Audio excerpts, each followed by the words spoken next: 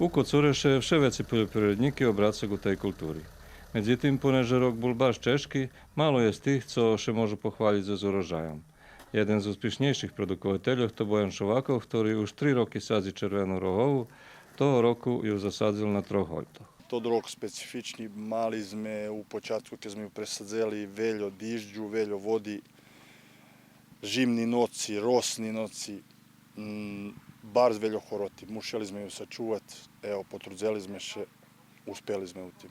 Консултовали сме ше со стручнима људзми, ktorí нам помогли и успело нам да ја сачуваме. Не буде принос јак co буле того року, того року бул принос велјо љепши, ali zadovoljni sam za teraz. Uvidíme na kraju ešte, jak še to ukáže, dok še završi obrad.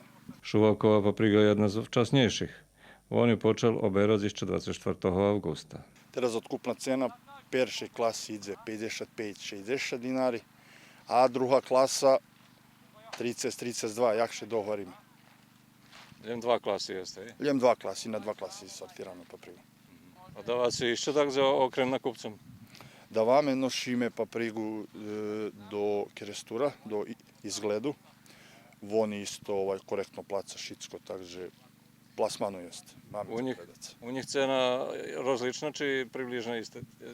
U njih cena je isto 55 dinari placa peršu klasu, 29 placa drugu, to tu za preradicu.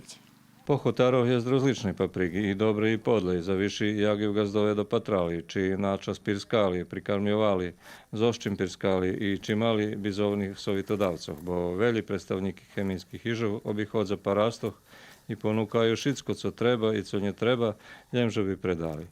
Tu treba dobre znať, komu veriť i jak še spravovať, že by tota vše čustviteľnejša produkcia bola úspešná.